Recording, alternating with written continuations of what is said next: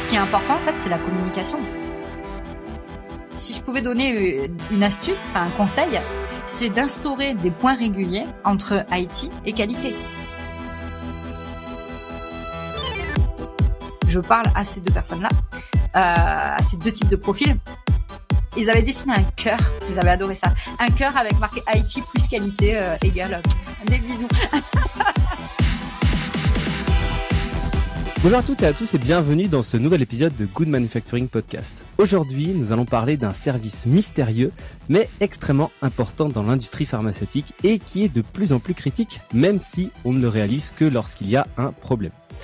Nous allons parler de la DSI, la direction des systèmes d'information. Alors là, c'est pareil, tu pourras peut-être m'éclairer là-dessus dans un instant. Et pour parler avec moi de ce sujet, je suis avec Ludivine Richard. Alors Ludivine, est-ce que tu peux te présenter s'il te plaît ? Oui, bien sûr. Mais d'abord, merci de m'accueillir au sein du Good Manufacturing Podcast. C'est super. Je suis super contente d'être avec toi aujourd'hui pour parler de DSI et de VSI. Donc, tu l'as dit, mon nom c'est Ludivine Richard, et j'aime bien me présenter en disant que je suis un guide en conformité des systèmes informatisés. J'aime pas mettre le mot experte sur sur mon étiquette parce qu'en fait on n'est jamais expert au total de rien du tout. On apprend toujours et tous les jours. Donc c'est pour ça que je préfère dire que je suis un guide en conformité des systèmes informatisés. La conformité des systèmes informatisés, ça inclut plein de choses. Et comment je suis tombée dans cette marmite-là ? Eh bien, d'abord, moi, j'ai réalisé des études en informatique. Donc, j'ai appris un petit peu tout ce qui était administration des systèmes et des réseaux informatiques. Plutôt en réseau, ouais, plutôt. C'était ça, ouais, tout à fait. Au début, avant ça encore, j'étais en électricité. Alors, j'allais à l'école avec mes tournevis Facom et mes pinces à dénuder pour tout révéler. Voilà, c'était génial. Et puis. Mais en fait, l'informatique, ça avait été toujours avec moi parce que je m'enfermais avec mon grand-père en fait, il avait une pièce dans laquelle il avait des ordinateurs et en fait, on décortiquait les ordinateurs. Et lui, il avait une copine à Montpellier qui tenait un magasin d'informatique. Et en fait, c'est comme ça que je me suis beaucoup intéressée à l'informatique. Et je me suis dit, mais en fait, c'est trop génial. C'est un truc de fou, cette technologie. Ça peut tellement aider. Ça peut tellement augmenter, tout ce qu'on fait dans la vie. Et donc, c'est comme ça que je me suis intéressée à l'informatique et que finalement, après mes études en électricité, j'ai décidé de faire des études en informatique. Et donc, j'ai choisi la branche administration de réseaux locaux d'entreprise. Donc, j'ai aussi on branche les switches et les oui, et c'est les ça. câbles TCP/IP. T'apprends à faire des plans d'adressage réseau, tu deals avec des 0, des 1, et puis tu fais un peu du code quand même, hein. Tu fais un peu du développement, des algorithmes, etc. Je me rappelle encore de toutes ces feuilles d'algorithmes que j'écrivais, du VB, des trucs comme ça. J'étais hyper nulle en code en fait, hein, donc c'est pour ça que j'ai pas choisi la conception de logiciels. Et puis finalement, en fait, j'ai fait mes études en alternance et j'ai fait ces études-là au sein de la société RTE, c'est le réseau de transport d'électricité. Donc pour moi c'était cool, hein, ça alliait mes études en électricité plus ces études en informatique que je faisais là. Et je suis tombée à ce moment-là dans cette marmite de la conformité parce que mon job chez RTE c'était d'être comment on appelait ça, correspondant de la sécurité des systèmes d'information. Donc voilà. Et donc je travaillais à l'état-major, c'était waouh, l'état-major du Sud-Ouest. Alors moi, pour moi qui est un papa militaire, j'ai dit bon mais c'est bon, hein, c'est les symboles de la vie qui t'amènent là. Tout va bien, tu es à ta place, tu es au bon endroit. Et c'est là en fait que j'ai commencé à tremper dans ces affaires-là de conformité et de cybersécurité, en gros. Okay. Et en 2010, je suis arrivée. Donc j'ai pas voulu partir habiter à Paris. Parce que je viens du Sud, pour ceux qui n'auraient pas reconnu l'accent encore, mais c'est et donc du coup j'ai décidé de rester dans le secteur bordelais où je suis toujours actuellement. Et donc en 2010, j'ai intégré la société Seva Santé Animale. Seva Santé Animale du Sud. Voilà, du Sud. Ah oui, le siège là c'est une entreprise à dimension internationale, mais dont le siège est basé à Libourne, dans le Sud. C'est le département 33. Voilà. Et donc du coup 2010, donc voilà, donc, il y a 15 ans. Pour ceux qui sauraient pas que Seva c'est pour vétérinaire. Oui, tout à fait. Industrie pharmaceutique vétérinaire qui fait du pharma, mais aussi de la bio, voilà, mais aussi un peu de cosmétiques et des shampoings. Enfin bref, je pourrais extrapoler, mais c'est une société avec qui j'ai beaucoup travaillé en fait. C'est là où j'ai fait mes armes de la conformité. Je suis d'abord rentrée en tant que technicienne de validation informatique. C'est comme ça, on balance le gros mot direct à la VSI, la validation des systèmes informatisés. Et donc, je faisais partie de la DSI en fait. Et j'ai toujours fait partie des DSI, même quand j'étais chez RTE. Du coup, j'étais au sein de la DSI. Et donc, c'est là-dedans que j'ai commencé à découvrir ces fameuses GMP, les fameuses Good Manufacturing Practices. Mais j'ai même d'ailleurs commencé par les GLP, moi, en fait. Ok. Mon premier référentiel, c'était les pratiques de laboratoire. Exactement, parce qu'en fait, je travaillais au début avec un laboratoire de bioanalyse. Et je travaillais exclusivement au tout début avec la R&D. Donc, d'abord, laboratoire de bioanalyse. D'ailleurs, mon premier système validé, c'était un LIMS. Un LIMS de préclinique. Du coup, le LIMS Watson, pour ceux qui le connaissent. Il est assez connu. Et puis, bon an, mal an, j'ai pris en charge en fait la chefferie de projet de la VSI, plus être administrateur de systèmes comme Empower par exemple, qui est un système de chromatographie. Les HPLC.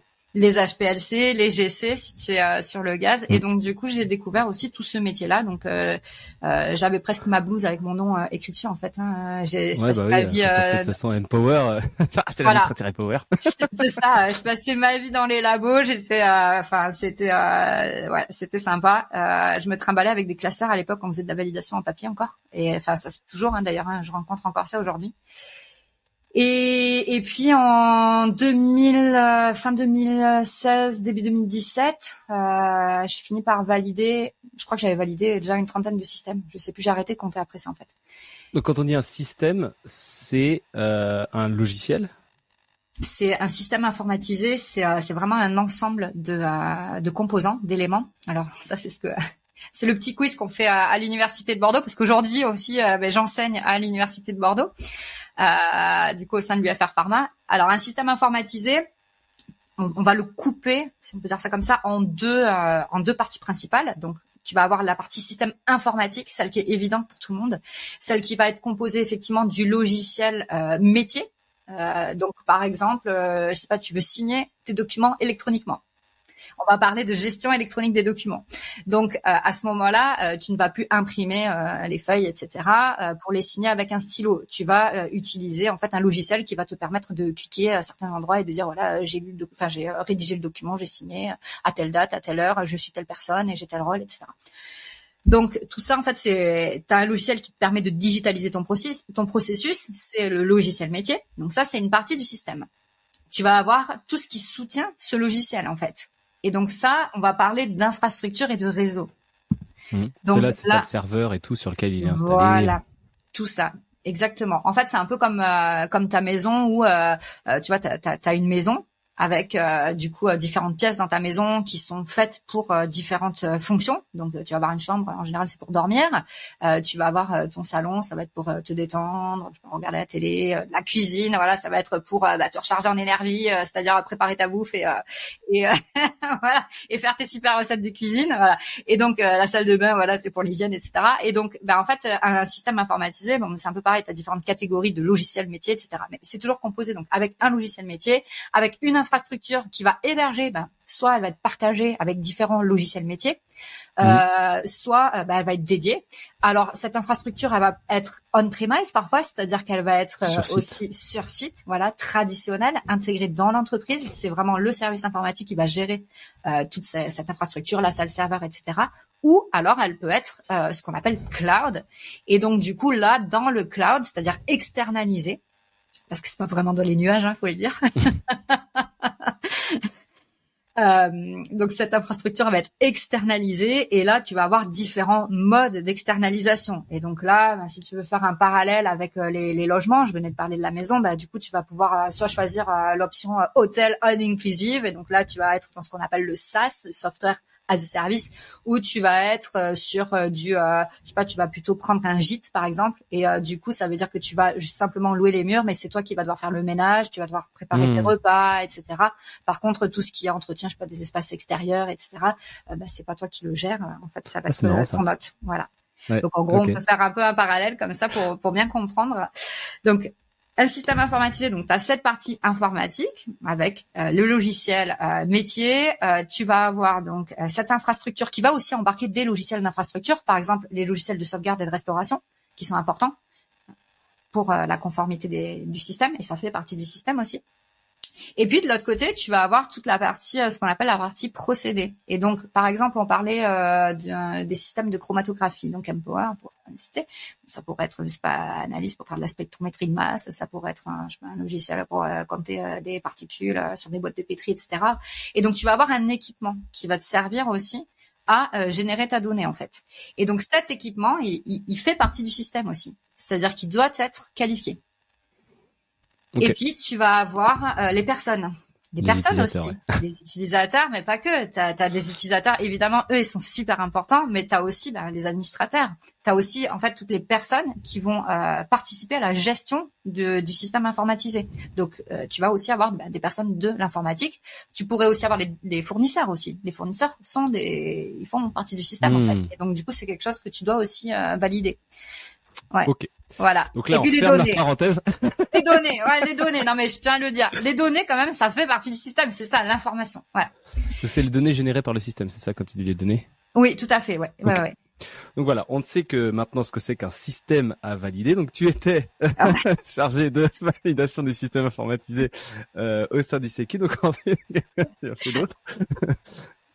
Donc là, tu nous expliquais en fait un peu ton parcours. Donc pour bien comprendre ton parcours, on était donc j'ai voulu quand même être sûr de ce que c'était un système informatisé. Donc là, tu étais chez Seva en charge de tout ce qui était VSI, donc voilà, de la chefferie de projet VSI. Oui. Ouais.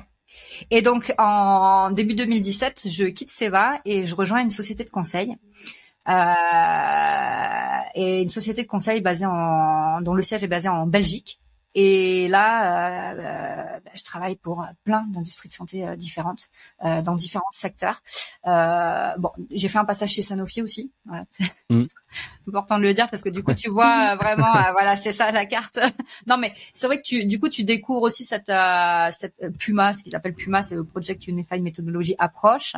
C'est encore un acronyme. Alors voilà, tu connais peut-être mon amour pour les acronymes. En tout cas, je le partage. Et donc 2017, je pars en société de conseil. Je travaille pour des sociétés où t'as la pharmacienne responsable qui dépanne le copieur dans le couloir. Voilà. Donc des contextes et des tailles complètement différentes et autant bien des grosses sociétés, des gros mastodontes tels que Sanofi où là tout est déjà cadré, tout est déjà élaboré. Et donc chez Sanofi, j'étais ce qu'on appelait infrastructure quality expert. Donc en gros, c'était eux, ils parlent de VEX pour validation expert. Les chargés de VSI, les responsables VSI chez eux, ce sont des VEX et du coup, moi j'étais le VEX de l'infrastructure informatique. L'IQ. Okay. Voilà. Donc, encore une fois, je suis revenue sur les origines de la DSI. Parce qu'au moment où j'ai quitté Seva, en fait, on venait de basculer le poste sur un management de qualité. Ok, donc, ça c'est voilà. On va en parler. Ouais, voilà. Mais tantôt, en fait, de toute façon, la VSI, c'est tantôt elle se situe, le chargé de VSI, il va se situer dans 40% des cas à la DSI en général, et dans 60% des cas dans des équipes, ce qu'on appelle qualif valide ou qualité. Ouais. Et une fois, je l'ai vu dans une équipe maintenance. Ok. Parce qu'en fait, la validation était arrivée par le fait qu'il fallait valider l'outil de GMAO, donc. Donc la GMAO, gestion de la maintenance préventive et tout ça là. Assisté par ordinateur, ouais, c'est ça ce que ça veut dire. La GMAO, c'est encore un acronyme. Ouais, voilà. et donc c'est pour ça que c'était positionné à ce niveau-là. 2019, pour terminer avec ce parcours, en 2019, je retourne chez Seva. Seva me rappelle en fait. Seva a grandi, Seva a transmuté, Seva est devenu une autre entreprise et du coup j'intègre les équipes au niveau du corporate, j'intègre les équipes à nouveau à la qualité et en fait après, je crois à peine 4 mois après mon arrivée, 4 à 6 mois après mon arrivée, toute la VSI rebascule à nouveau à la DSI. Ok. Voilà, j'ai fait 2 ans et je me suis dit je peux pas juste aider une seule entreprise. J'ai eu un passage, un burn-out aussi. J'ai fait plusieurs jobs en fait pendant ces 2 ans-là. Il y a eu c'était la période Covid Covid. Et donc du coup Covid en DSI, ça devait être la folie là.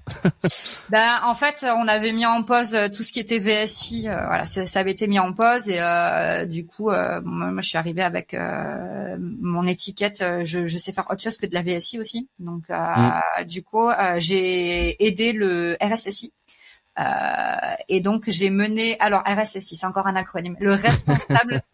J'ai fait une tête, c'est pour ça. Ouais, c'est ça. Ouais. Donc RSSI, ça veut dire responsable de sécurité du système d'information. Ok, ouais.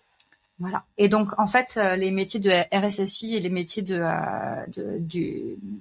du manager VSI, c'est un peu les mêmes. Hein. C'est un peu les mêmes. On a les mêmes principes.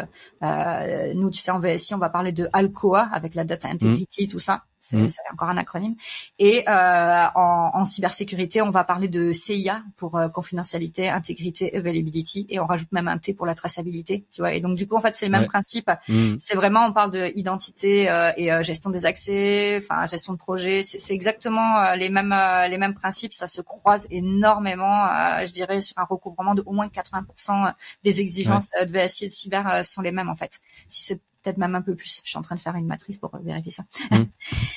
Et donc, du coup, j'aide le RSSI à mener un projet de ce qu'on appelle d'awareness, c'est-à-dire de sensibilisation à la cybersécurité pour les employés de l'entreprise. Donc, c'est ça fait les tests pour le phishing. C'est ça, c'est exactement ce que j'ai fait. Il a cliqué, c'est ça. Ouais. Alors après, bon, je sais pas dans quelle mesure je peux partager des chiffres, mais les chiffres, ils étaient pas non plus tip top. Et puis on arrête les simulations, et puis on se rend compte, en fait, non, c'est qu'en fait on se fait cyberattaquer tout simplement. Voilà. Ouais. De quoi un ransomware crypto truc. Un crypto-locker, ouais, c'est ça, ouais, c'est ça, ouais, c'est ça. Et puis, tu disais, les hackers, ils sont là, puis ils détruisent tes fichiers de sauvegarde, et puis, bon, bref. Après, voilà, je crois que l'objet aujourd'hui, c'était pas forcément de s'étendre sur les cyberattaques, etc. Mais, en fait, j'en ai vécu deux. J'ai une petite passion pour ça, personnellement. J'écoute pas mal de podcasts de cybersécurité. Ah, mais ça, j'en ai à te recommander. En ce moment, j'écoute box du RSSI, Okay. Et sinon, t'as le podcast de Michel Virgon aussi, qui est Cybersécurité All Day, et que j'aime beaucoup. Mais bon, t'as pas que cela, t'en as d'autres. Darknet Diaries en anglais, si tu connais pas. Darknet Diaries. Je vais l'écouter, je le note dans ma liste. Merci beaucoup. Donc, ici, je retourne chez Seva, puis finalement, je requitte Seva, un peu poussé, mais voilà, ça c'est une autre histoire. Je requitte Seva et je décide de lancer, en fait, ma société. Ouais. Voilà. Et donc là, je dégaine et je crée Hypardis Consulting. Hypardis, comme c'est, j'adore les acronymes, IPARD, c'est un acronyme aussi. Voilà, c'est ça. Et donc IS pour Information System, donc pour dire que je fais ça pour au compte pour le service de l'informatique. Et donc je lance Hypardis Consulting et je retourne travailler avec d'autres industries de santé. J'ai travaillé pendant à peu près les 3 dernières années avec une société basée au Canada aussi. Ok. Et puis je me suis dit je peux pas juste me contenter d'aider une entreprise par une à la fois. Mon temps, je sais pas comment faire pour le démultiplier. J'ai pas de baguette magique. Et puis finalement, à force de regarder, je sais pas ce que tu as regardé à la télé hier soir, mais moi j'ai regardé les 12 travaux d'Astérix. Et tout ça pour en venir en fait à la création. C'est vrai que ouais, à la je création. vois pourquoi tu dis. Tu vois pourquoi? Pour en venir à Astérix, tu sais, tu vois cette maison des fous là, la maison qui rend fou. Et ben c'est ça en fait. T'as l'impression vraiment quand tu fais de la conformité de système informatisé, que tu fais de la VSI, de la data integrity, t'as l'impression que tu te retrouves dans cette maison des fous d'Astérix où il faut que t'ailles chercher les formulaires et obtenir ce fameux laissez-passer A38. Et donc j'ai décidé de créer en fait ce que j'ai appelé la PA38 Academy. Ok, trop marrant. Parce qu'en fait, tu finis par obtenir ce fameux sésame. Et en fait, cette PA38 Academy, elle englobe un certain nombre de projets que j'ai décidé de créer. avec ma société du coup, qui sont des projets d'accompagnement pour les chargés de VSI et qui sont des projets d'accompagnement pour arriver à mieux dealer avec toute cette conformité informatique. Et donc en gros, c'est un peu là où j'en suis aujourd'hui en fait. Du coup, je suis la fondatrice de cette PA38 Academy et de Hypardis Consulting. Je crée des contenus comme j'ai mis en place. C'est comme ça qu'on s'est rencontrés donc. Tout à fait, ouais, tout à fait, c'est ça. Et donc, t'es abonné toi à Caliax? Ouais. Voilà. Je crois, oui. Ouais. Et donc, c'est comme avec l'Académie de la qualité efficace, vous avez aussi une newsletter. Ouais, c'est pour ça que je trouvais ça comme ça. Voilà. Et donc, du coup, j'ai décidé de créer cette infolettre Caliax qui est publiée tous les lundis à 12h. Et donc, j'ai décidé de faire des lives sur LinkedIn, sur YouTube, de créer avec une business friend, Iman, Radio VSI. Et en fait, je me suis donné une mission. Pour moi, c'était de rendre la conformité IT qui était de façon simple, concrète et engageante pour les industries de santé et au service de la DSI et de la qualité. Voilà. Trop bien. Et juste une super introduction à tout ce parcours de vie parce que on comprend assez rapidement que c'est le bordel. Et c'était justement pour ça que je voulais faire cet épisode avec toi. C'était pour qu'on puisse un peu mieux comprendre qu'est-ce que c'est que la DSI en général, parce qu'effectivement des fois ils sont rattachés à la qualité, des fois ils sont un service standalone. Comme tu dis, des fois ils sont rattachés à la maintenance. Puis, alors ça, c'est les chargés de VSI, parce que la DSI n'est jamais rattachée à la qualité et au service de maintenance. Oui, mais après du coup les chargés de VSI ils sont un peu rattachés aux deux. Et puis on les appelle quand on a un problème sur notre matériel informatique, mais en même temps quand on a non c'est pas nous. Mais ça c'est une mauvaise pratique. Mets tes doigts que je puisse te taper dessus avec la règle là. Ça fait partie de la conformité-thérapie. Je dis tout de suite, se faire taper dessus, c'est un passage obligatoire. Je plaisante.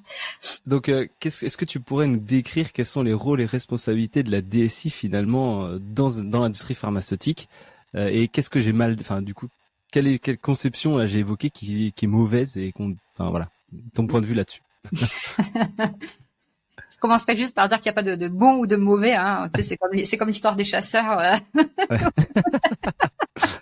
Mais pour en revenir sur donc les fonctions de la DSI en industrie de santé, en fait une DSI que sur en industrie de santé, que ce soit dans n'importe quelle entreprise, la DSI elle est là pour garantir en fait la disponibilité, la sécurité et la performance des outils numériques. Voilà. En gros, et donc ça passe bien souvent au travers de l'infrastructure informatique. Et donc ce qu'on voit en premier, c'est ça, c'est ces histoires de réseau. Quand on parle de l'IT, on voit tout de suite le gars à lunettes qui est en train de taper des trucs sur son clavier en mode ultra rapide. Oui, c'est une partie en fait. On pense à la hotline, on pense au support, on pense au gars qu'on appelle si on a un bug sur son PC. Mais c'est pas que ça la DSI. La DSI, elle est souvent rattachée dans les entreprises d'ailleurs à la direction financière, donc au DAF. Okay. Des affaires financières. Et la DSI, eux, ils sont garants en fait de la disponibilité de l'information. Ce sont eux en général qui vont gérer les projets. Des projets de numérisation. Et puis, finalement, dans les industries de santé, ça va aussi devenir des partenaires de la qualité. Parce que, du coup, on a besoin de s'assurer que les systèmes respectent un certain nombre d'exigences qui sont des exigences qui sont réglementaires. Donc, c'est-à-dire qu'en fait, ces exigences réglementaires, ça veut dire que c'est la loi, en fait. Tu peux pas, tu dois respecter ça, sinon, tu vas risquer de te prendre des pénalités. Mais surtout, ces exigences, en fait, c'est des bonnes pratiques. Et donc, la DSI, c'est pas que un service support. Pour moi, c'est aussi un acteur clé de la conformité. Et donc, c'est sûr. Voilà. Et moi, j'aime bien. Données, de toute façon. Oui, tout à fait. C'est ça. De toute façon, nous, on parle plus d'informations dans le langage, on parle de données et d'informations. Et donc le rôle de la DSI, ça va être ça, de garantir en fait cette disponibilité, de garantir un certain degré de performance, et puis c'est la sécurité de ces données-là. Et donc cette sécurité, elle passe aussi par ce qu'on appelle des règles de conformité. Parce que pour être conforme, tu es toujours conforme par rapport à quelque chose. Si t'as pas, voilà, si t'as pas de règles de base, tu peux pas parler de conformité. Et valider cette fameuse VSI, c'est démontrer la conformité vis-à-vis d'un certain nombre d'exigences réglementaires que on a l'obligation de suivre, soit qu'on va décider de suivre. Par exemple, ça peut être le cas pour ISO 27001, qui est un référentiel, donc c'est une norme, c'est pas une réglementation. Il y a aucune obligation de suivre ISO 27001, mais par contre, ou c'est comme ISO 9001 par exemple, mais par contre, si tu décides que ça devient une règle pour ton entreprise, du coup tu vas devoir te conformer à cette règle et donc suivre les bonnes pratiques qui sont édictées par ces textes, et donc là c'est des normes en l'occurrence. Cela dit, les bonnes pratiques de fabrication ont l'annexe 15, qui est la validation des systèmes informatisés. Ouais, alors l'annexe, c'est l'annexe 11. Non, c'est par l'annexe 11. Oui, voilà, parce que, attention, 15, validation des équipements, annexe 11, excuse. C'était un contrôle de test de connaissances, parce que l'annexe 15 te parle effectivement du fait que tu dois mettre en place un plan directeur, etc. Mais on va parler de validation dans l'annexe 15, mais celui qui parle vraiment des systèmes informatisés, c'est l'annexe 11 qui est d'ailleurs, qui est d'ailleurs en cours de révision. Donc ça, c'est un grand changement, parce que voilà, on va passer de 5 pages à 19 pages de mémoire, si je dis pas de bêtises. Et mais je crois qu'on a une revue aussi là qui est prévue cette semaine. Voilà. Donc du coup, tu as cette annexe 11, mais côté GLP, tu vas avoir comme texte réglementaire, par exemple, donc c'est l'OCDE là qui fait qui publie des textes, et après c'est transposé en arrêté et en décret, du coup transposé en droit français national. Là, on est en France en l'occurrence, mais c'est comme ça que c'est fait chez nous. Et donc là, tu vas avoir le document numéro 17, et tu vas avoir aussi le supplément numéro 1 au document numéro 17. Celui-ci, le supplément numéro 1, il va parler explicitement du cloud. Ça, il est intéressant, je le cite. Mais sinon, tu as ce document numéro 17. Avant, c'était le numéro 10, moi, quand j'ai commencé à travailler. Et donc, du coup, c'est pareil, t'as les GLP, et du coup, c'est un peu comme les annexes. T'as différents documents. T'en as un qui traite le numéro 22, par exemple, c'est sur la data integrity. Voilà. Mais pour revenir à la DSI, moi j'aime bien parler de la DSI en ayant une approche basée par processus. Je sais pas, est-ce que tu as déjà entendu parler de, je vais redire un acronyme, COBIT, C-O-B-I-T? Non. Ok, donc ça veut dire Control Objectives for Information and Related Technology. Ok, et genre c'est un truc officiel ou Stock il a inventé? Non, ouais, mais c'est un truc. Non, j'aurais pu l'inventer. Non, c'est un truc hyper officiel. C'est un truc hyper officiel. En genre, fait, tape COBIT dans Google, je vais trouver quoi. Ah oui, okay. Tout à fait. Hein, tu peux vraiment. C'est en gros, c'est un. Moi, j'aime bien utiliser ce framework, c'est-à-dire c'est un cadre en fait qui va te permettre de structurer ton IT, de structurer en fait les différents processus, et tu vas retrouver par exemple toute la partie qui va être relative à la gestion des applications. On parle souvent des logiciels. Quand on parle de l'IT, on pense aux logiciels et on pense au réseau. Et bien du coup, oui, tu vas avoir toute cette partie-là des applications, tous les processus qui sont liés aux applications. Donc, tu vas avoir, par exemple, comment tu vas aller sélectionner une application, comment tu vas aller collecter tes exigences auprès des utilisateurs pour trouver et voilà. Ouais, pour trouver et identifier, ou soit développer, prendre une décision en tout cas sur le meilleur outil informatique, le meilleur outil numérique qui va correspondre exactement le mieux aux besoins des utilisateurs. Tu as une autre brique qui va concerner toute l'infrastructure et les opérations, donc l'exploitation en fait, on dit ça en français, l'infrastructure informatique et son exploitation. Donc là, on va parler du cloud, c'est là où on va parler du cloud, on va parler aussi de la disponibilité, on va parler aussi de la capacité, par exemple le fait que tu sois alerté, je sais pas, si tu as des espaces disques qui deviennent trop volumineux et que du coup ça va mettre en carafe ton infra. Tu vas parler, ce qui est très connu en VSI aussi, c'est tout ce qui est la gestion des incidents, le service desk aussi. Donc ça, on parle de la hotline, le support, les tickets. Effectivement, c'est exactement ça. Tout ce qui est gestion aussi de ce qu'on appelle les assets, les actifs, la gestion de ta configuration. Bon voilà, tout ça c'est la partie infrastructure et exploitation. Puis après tu vas avoir une autre brique qui va être la sécurité et tout ce qui est gestion de la privacy, c'est-à-dire les données. On parle souvent de RGPD. Tu vois. Voilà, on va parler de ça. Et donc du coup, toute la partie sécurité, d'ailleurs la cybersécurité, souvent quand on en parle, on pense que à cette brique-là en fait, la cybersécurité, les firewalls et tout ça, donc les pare-feux en français, faire de la segmentation de réseau, etc., mettre en place des antivirus, voilà. Donc tu as toute cette partie-là, mettre en place la gestion des identités et des accès. Donc login, mot de passe, tu vois, hein, ça on y touche aussi en VSI parce que du coup c'est une exigence qu'on demande d'intégrer au sein des applications qu'on va utiliser. Et même au sein des ordinateurs en fait. Hein, finalement, tu prends un PC qui est dans un labo ou en prod, voilà, il te faut un code pour rentrer. Ouais. Et quand on met tout ça bout à bout, ça a l'air d'être un gérant. Mais non, il des mecs comme qui font n'importe quoi sur les ordi. Mais en fait, tu vois, le DSI, c'est ce qu'il fait. En fait, il essaye de gérer ça au quotidien, d'organiser ça. Ouais. Et puis, voilà, il va parler d'architecture aussi, d'architecture du coup, parce que plus ton entreprise elle est grosse, et plus tu vas avoir des mutualisations. Et donc des morceaux, oh merde. C'est ça. Et ça, c'est le cas beaucoup pour les ERP qui sont les logiciels cruciaux des entreprises. En fait, ouais, c'est ça. C'est le logiciel de l'enfer. Mais en fait, c'est le logiciel le plus critique dans une boîte. Et ça, des ERP, t'en trouves. C'est pas propre à la pharma, hein, dans toutes les entreprises. Ouais. T'as des ERP et ce qu'on appelle des CRM, donc pour Customer Relation Management, si je dis pas de bêtises. Et puis tu vas avoir toute la gestion des projets, la gestion de ton portefeuille. Et donc souvent tu vas entendre peut-être parler de PMO. Le Project Management. Project Management Officer, ouais. Ça c'est ouais. Et donc du coup, en fait, la DSI, son rôle, ça va être aussi de gérer son portefeuille et ses projets, parce que le problème, c'est toujours le même, hein, c'est que du coup, tout le monde veut des outils magiques, en fait. Ouais, c'est ça, ouais. Ouais. Et donc, à un moment donné, c'est cette DSI qui va avoir une vision globale aussi de toutes les demandes. En tout cas, on essaye c'est ce qu'on essaye de faire. C'est un des défis des DSI, de pas avoir du shadow IT. Voilà. C'est-à-dire que bien souvent dans les laboratoires, ils achètent comme ça, ils vont sur des salons et puis ils disent ah ouais, tiens, regarde le nouveau super dernier système de monitoring de température et d'hygrométrie. Moi, je veux celui-là dans mon entrepôt.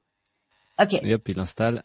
Voilà. Mais sauf que en fait déjà voilà, si t'es en multisite, si t'as différents sites, et voilà. Bon, ça pose des défis. Donc du coup, c'est pour ça que toute cette gestion de processus du portefeuille, etc., elle est indispensable.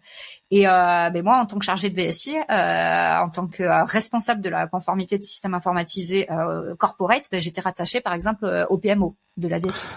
Ouais, et puis t'as aussi tous les projets que tu fais parce qu'on te les demande pour faire de l'amélioration, mais tous les trucs qui sont obligés parce que ça tombe en obsolescence et t'es obligé de les faire pour continuer, quoi. Et oui, c'est ça, tout à fait. Et après, t'as une autre brique au sein de la DSI qui est aussi tout l'aspect gestion financière et des fournisseurs. Okay. Parce que du coup, tu travailles avec énormément. C'est comme quand t'es Tu payes des abonnements, des trucs.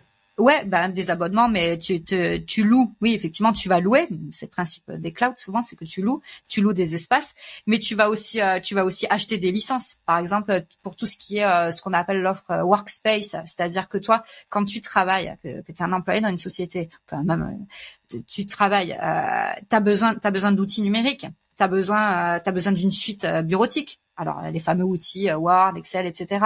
Ça pourrait être du Google Workspace. Ça, il y a des entreprises qui travaillent aussi avec ces outils-là. T'as besoin, de ton SharePoint. T'as besoin, je sais pas, d'outils pour gérer tes projets. T'as besoin d'outils pour faire des dessins, des diagrammes, tu vois. En fait, pour faire tout, mais de nos jours, t'as besoin d'outils pour faire tout, quoi. Enfin, il y a plus rien qui marche sans ordinateur, quoi. C'est ça. Et donc, du coup, tu vas avoir ce qu'on appelle donc des outils bureautiques d'un côté, et tu vas avoir des applications métiers d'un autre côté, et puis tu vas avoir des outils et des applications d'infrastructure. Et donc, en fait, la DSI doit dealer avec tout ça. Et donc, du coup, on doit aussi gérer les fournisseurs. Et aujourd'hui, encore plus avec toute cette externalisation des services informatiques, c'est-à-dire qu'en fait, tu vas mettre en place ce qu'on appelle, tu as peut-être déjà entendu parler des SLA.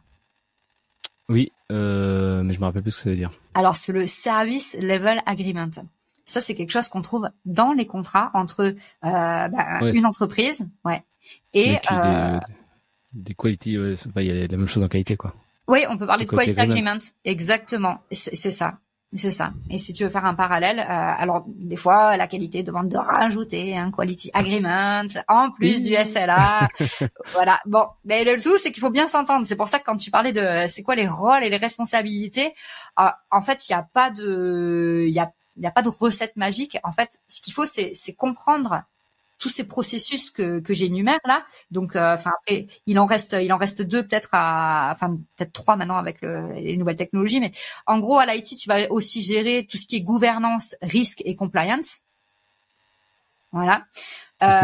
Ces analyses de risque versus tes activités.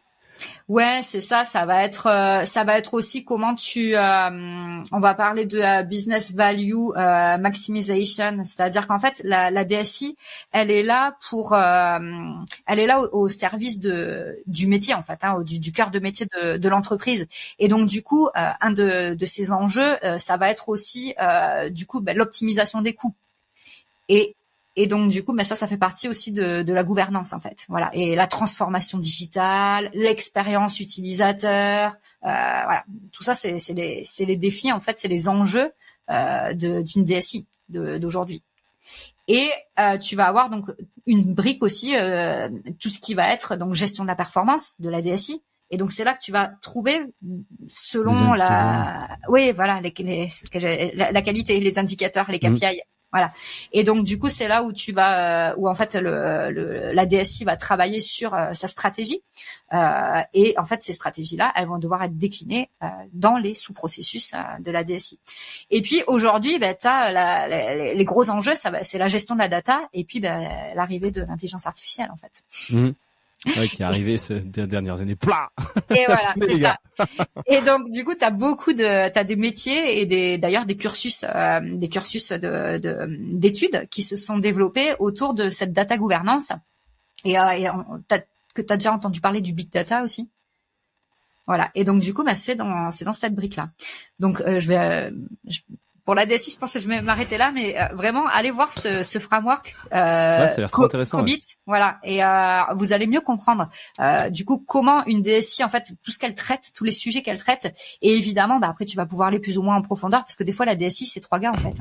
Et donc c'est 3 gars qui doivent traiter tout ça un petit peu. Donc du coup, tu vas mettre plus ton focus sur l'infrastructure et les applications, voilà. Et tu vas un peu te limiter à ça, et le reste, tu vas le faire en mode bouche-trou, c'est ça. Mais in fine, ouais, le cadre, c'est celui-là en fait, c'est celui-ci. Et donc une fois que tu as compris ça, eh bien, tu te dis ok, en fait, quand tu veux mettre en place de la conformité et cette fameuse VSI, eh bien, faut que tu organises les choses. Faut que tu organises des choses par processus et faut que tu organises des choses aussi. Faut que tu donnes des rôles et des responsabilités. Et donc pour ça, il va falloir que tu poses les bases d'abord. Que tu crées tes fondations et que tu établisses en fait des rôles et des responsabilités qui soient clairs par activité. Faut avec ton mapping de processus que tu as proposé, du coup le COBIT, j'imagine c'est un mapping type. Et après tu dois l'adapter avec toi tes processus à toi quoi. Et après une fois que tu as ton mapping, c'est comme d'hab, tu fais ton mapping, tu fais ton responsabilité, ta matrice de compétences. Ouais. Mais ton mapping il doit être critique parce que si aux minces on a oublié tout ce bazar, moi, dans le mapping que j'avais en tête de ce que ça faisait la DSI, il me manquait pas mal, quoi. Ouais, voilà. Là, c'était pour te donner une cartographie un petit peu.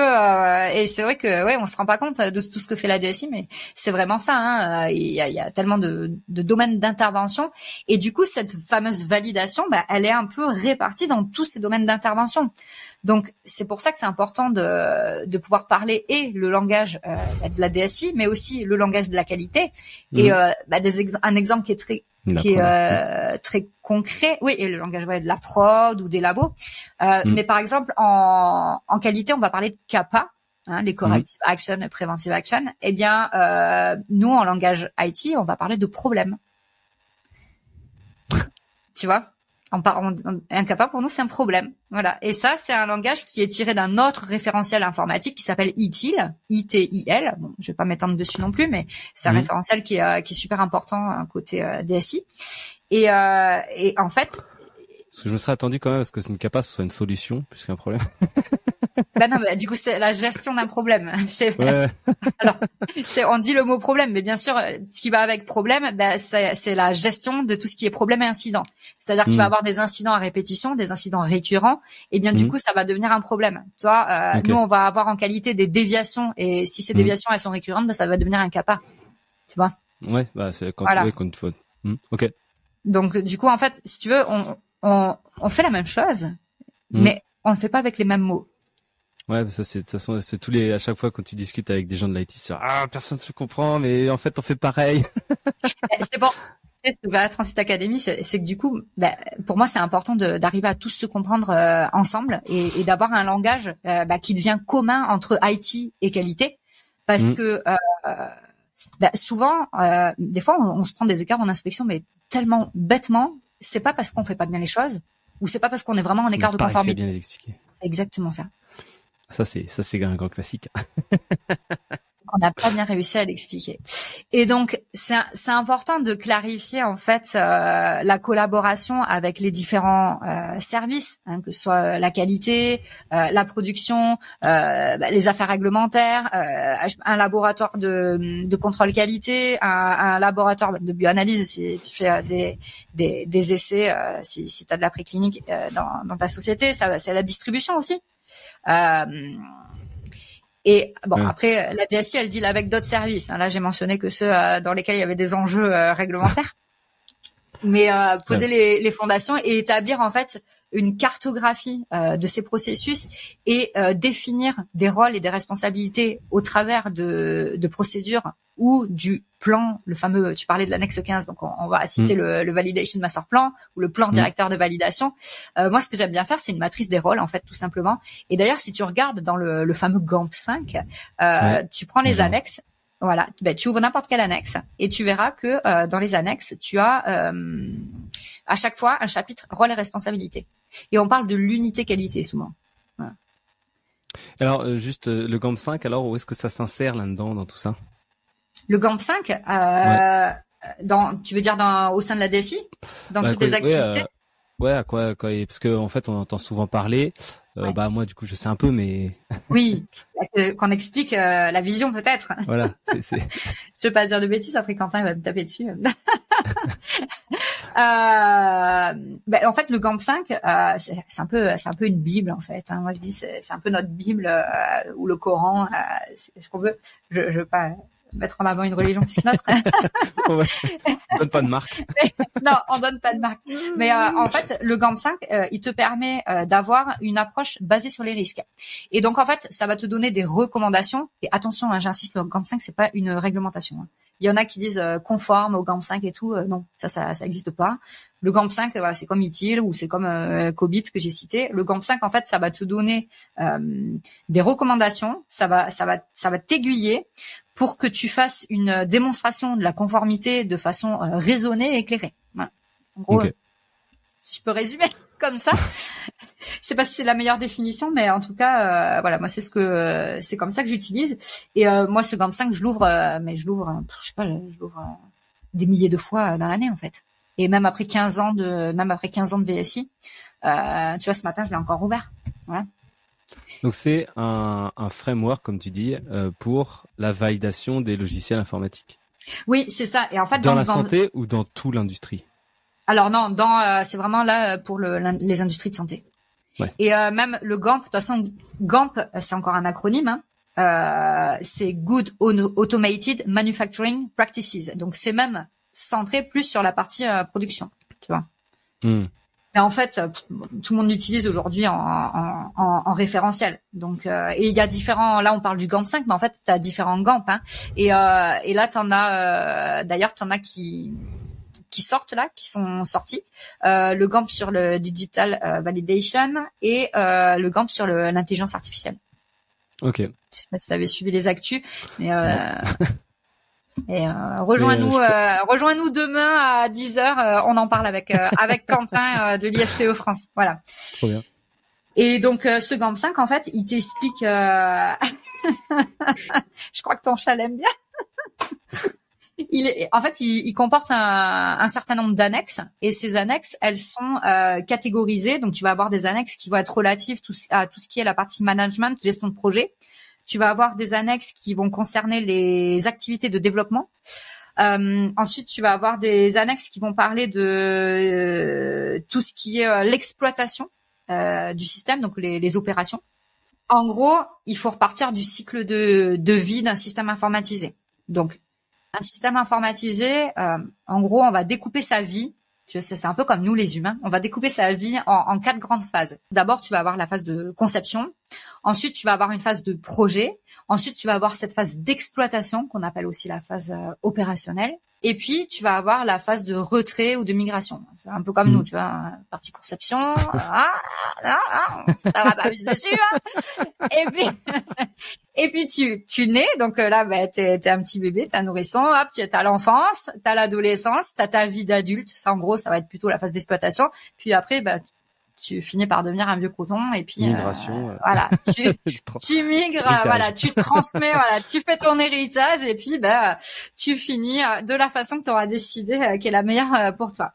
Mais pour les systèmes informatisés, c'est la même chose. Et en fait, du coup, ces annexes du GAMP, elles sont découpées un petit peu par rapport à ce cycle de vie. Donc, tu vas avoir, quand je parlais des annexes D, qui sont toutes les annexes de développement, en fait, c'est la phase de gestion de projet. Et tu vas avoir, la phase projet, tout court. Tu vas avoir ensuite les annexes qui concernent la partie exploitation. Donc, l'exploitation, la vie d'un système, c'est quoi? Ça va être faire la passation de la partie projet vers un mode de routine, en fait, d'utilisation courante de ton système informatisé. Et donc là-dedans, qu'est-ce que tu vas faire à ton système informatisé pendant qu'il vit? C'est comme ta voiture, tu vas aller faire des contrôles techniques. Donc tu vas faire de la surveillance de performance, tu vas faire des revues périodiques, tu vas gérer les incidents. Oui, c'est comme ça, hein. Dire, t'éclates un pneu, voilà, c'est la même chose. Ton système, il va. La validation n'empêche pas, spoiler alerte, hein, la validation n'empêche pas d'avoir des incidents sur son système. Ça te permet simplement de garantir qu'au moment où t'en auras, tu sauras les gérer. Tu sais quoi faire. Voilà. C'est comme ta voiture, tu sais que t'as un numéro, t'as ton assurance, t'as un accident, t'appelles l'assurance, t'appelles le garagiste. Et là, c'est pareil, t'as un incident sur ton système, eh bien, tu sais quoi faire. T'as déjà des processus qui sont établis. Et c'est ça, en fait, que tu vérifies. D'ailleurs, ça se vérifie souvent dans la phase de ce qu'on appelle la QP. J'aime pas trop parler des QI, QOQP, mais bon, hein, c'est classique, c'est ce que dit aussi l'annexe 15, si je dis pas de bêtises. Oui, c'est ce qu'on utilise en validation en qualité dans l'industrie pharmaceutique. Donc oui. après, en fait, c'est pour ça que j'avais et le GAMP 5 par exemple, lui, il est pas du tout là-dedans, quoi.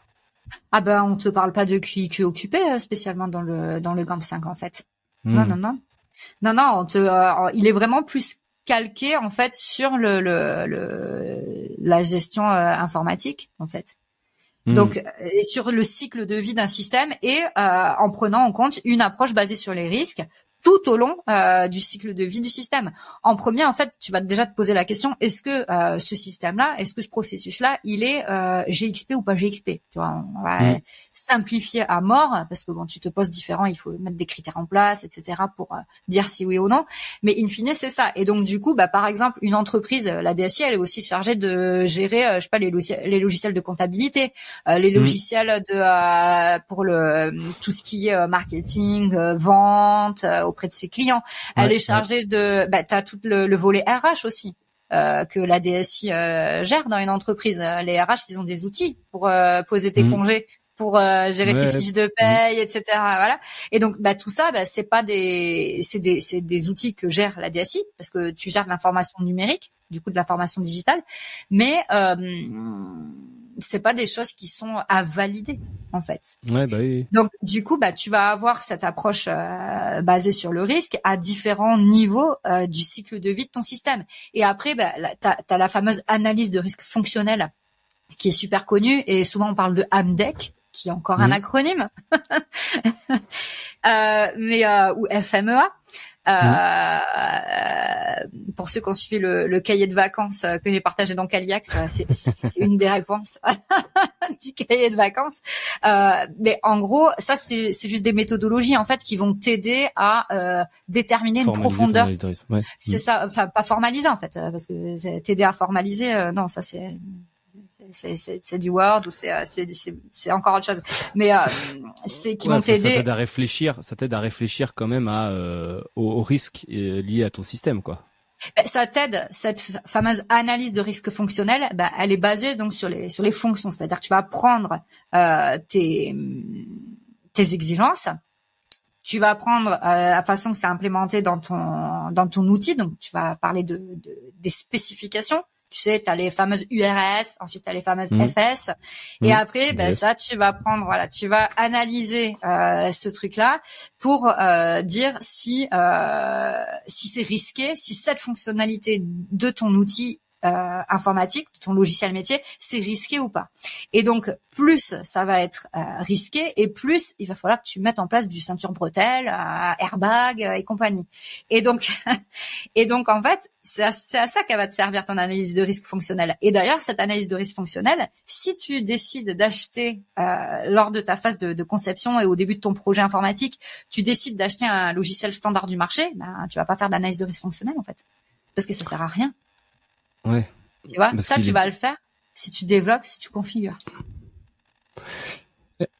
Et c'est un, tu vas pas faire d'analyse de risque fonctionnel, mais néanmoins, il faudrait quand même faire quelque chose d'autre parce que finalement, vu que c'est un logiciel, vu que c'est un logiciel du marché, il y a forcément des risques que tu vas avoir liés à sa standardisation que t'aurais pas quand si tu fais un truc justement custom made pour toi, quoi. C'est ça, et c'est pour ça que c'est important en fait d'établir, et ce GAMP c'est là en fait où il t'aide à établir une stratégie en fonction de différents critères, et donc on parle souvent des catégories GAMP, voilà. Et donc ça, tu viens à l'IT et tu parles de catégorie GAMP, ils comprennent rien, ils savent pas ce que ça veut dire parce qu'eux ils ont pas lu le GAMP 5 en fait, tu vois, c'est pour eux le GAMP 5. C'est pas ça, que c'est vraiment très spécifique aux industries pharmaceutiques, et des personnes de l'IT quand ils arrivent, ils sont pas spécialisés en industrie pharmaceutique en fait, tu vois. Ouais, exact, ouais. Et eux, leur job c'est simplement de rendre de la donnée disponible, et donc c'est pour ça que tu as un helpdesk en fait, c'est pour te débugger le plus rapidement possible, et c'est pour ça qu'on parle de SLA en fait, de niveau d'accord de service où je dois avoir résolu ton problème dans les 6 heures, dans les 8 heures, les 24 heures, les 48 heures, tu vois. Et lui, à quel moment donc l'IT, quelqu'un arrive et fait tenez les gars, c'est ça qu'il faut que vous fassiez en fait. pour la VSI, tu veux dire? Eh ben il te faut un pilote en fait. Il te faut un pilote. Et donc ça c'est le chargé de VSI. Ça, c'est dingue, ça doit être... Enfin, ouais, c'est... Il te faut un chef d'orchestre. C'est comme, en fait, tu sais, on parle, un groupe de musique. T'as différents acteurs, ou tu prends un orchestre. Parce que alors là, tu vois, on est un peu plus sur le mode orchestre, quand même, tu prends un orchestre. Mais t'as bien un gars avec une baguette, là, qui dit, violoncelle là, tu vois. Et ben, en fait, t'as besoin, pour ces histoires de conformité, t'as besoin d'une personne qui va piloter en fait ces activités-là, et qui va être chargé d'aller communiquer avec tout l'écosystème des personnes qui vont être partie prenante dans les différents processus. Et donc du coup tu vas avoir besoin d'un gars qui a le cul entre trois chaises en fait. Et ça, moi, ça me paraissait évident. Ça me paraissait évident que les gars de l'IT ils connaissent le GAMP 5, mais en fait non. Quand on y réfléchit comme ça, non. C'est vrai que les gars ils sortent d'école, ils viennent faire du réseau. Mais ça, on t'apprend ça nulle part. Et en plus, aujourd'hui, tu n'as aucun cursus. Alors, en France, t'as quand même l'école GEPHI, génie physiologique et informatique, qui va parler de VSI, etc. Quand même, c'est l'école que je connais qui est la plus proche en fait pour apprendre ce métier de chargé de VSI. En tout cas, dans le cursus, est le plus proche. Mais par contre, tu as plein d'universités quand même qui font intervenir des professionnels comme moi. Et je suis pas la seule. Je sais qu'il y a plein d'autres confrères et consoeurs qui interviennent au sein de différentes universités. Mais c'est toujours dans le pharma, en fait, parce que c'est vraiment propre au pharma. Mais c'est en train de changer. De toute façon, c'est en train de changer avec tout l'aspect cybersécurité aussi, en fait. Ça, clairement, parce qu'aujourd'hui, tu as des nouvelles réglementations qui sont en train d'être comment je peux dire, mis en place. Par exemple, NIS 2. Et donc du coup, ça va plus devenir une option en fait d'avoir en place ces activités, ces bonnes pratiques et des exigences qui te disent voilà, il faut gérer l'identité et les accès dans tes solutions informatiques, il faut gérer tes fournisseurs, il faut gérer voilà, un certain nombre de choses. Et je me souviens plus de ta question. Mais tu vois, c'était sur la formation, mais en fait, tu vois, il faudrait presque prendre le gars de la DSI et le gars de la qualité et les mettre tous les deux dans cette même formation pour qu'après ils sortent de là en disant en fait, on se comprend bien. Mais c'est ça, mais c'est pour ça en fait que les formations elles sont indispensables. Et moi, c'est pour ça que j'ai créé la PR38 Academy. Hein. C'est clairement pour informer du coup les DSI et la qualité, parce que du coup je parle à ces deux personnes-là. À ces deux types de profils, les métiers aussi hein, évidemment, mais les métiers c'est un peu moins, c'est vraiment le couple DSI qualité, tu vois. On avait fait un atelier d'ailleurs au sein de la Société française d'assurance qualité, une association professionnelle dans laquelle du coup j'interviens en tant que animatrice d'un comité de la commission SI GXP, et on avait fait un atelier et il en était ressorti ils avaient dessiné un cœur, vous avez adoré ça, un cœur avec marqué IT plus qualité égale des bisous. Et c'est exactement ce que tu dis en fait. Se former, c'est hyper important. Et du coup, moi j'ai vu des chargés de VSI qui prenaient le GAMP et qui le balançaient sur le bureau de la DSI. Mais en fait, c'est pas comme ça qu'on fait. Hein. Ça marche pas, ça marche jamais de dire vas-y, va lire le GAMP. Non, ce qui est important en fait, c'est la communication. En fait, moi, je dirais que si je pouvais donner une astuce, un conseil, c'est d'instaurer des points réguliers entre IT et qualité. Tu vois. Et d'avoir un espèce de... C'est ça, mais qui n'existe pas. Aujourd'hui, c'est vraiment... les gars, on a un nouveau truc, venez vous en charger. Oh, bon, ok. Ouais, puis en plus, la VSI, parfois... moi, j'ai créé Mission VSI, par exemple, parce que bien souvent, le gros problème que j'ai vu, c'est que tu mets en place des systèmes et puis après coup, tu te dis « Ah, tiens !» Il fallait le valider en fait. Ouais. Mais ça... même quand tu veux le valider, c'est merde, c'est comme ça que ça s'utilise et c'est là qui sont les risques. Après, tu te rends compte qu'il y a en l'utilisant que ça, que c'était pas en fait que ce que tu pensais quoi. Surtout si c'est pas toi qui l'utilises. Ouais, c'est ça déjà. Si c'est pas toi qui l'utilise. Alors après, tu m'avais posé une question sur les rôles et les responsabilités ou sur les en fait, les tests, par exemple, dans les logiciels, comme on parlait d'analyse de risque fonctionnelle. J'étais traumatisé.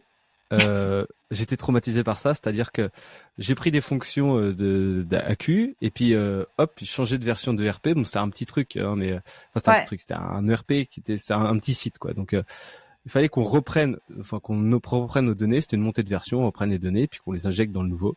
Et puis qu'après qu'on valide, ils avaient créé des processus parallèles parce que vu qu'on était un tout petit site, du coup il y avait des processus parallèles qui fonctionnaient pas. Donc ils avaient fait des trucs quoi. Et puis bon les gars, il va falloir tester. Donc on vous a fait des fiches de test et tout machin. Faites-les. Et putain mais on connaissait rien, on comprenait rien. C'est cliquer ici. Est-ce que ça fait ça? Non mais déjà toi, il y a un truc pas normal. Mais il y a un truc pas normal que tu m'as dit déjà là. C'est que toi, tu étais dans les équipes qualité. Ouais. Et donc, d'où une équipe. Voilà, non mais même d'où une équipe qualité est la bonne personne pour faire des tests sur un ERP.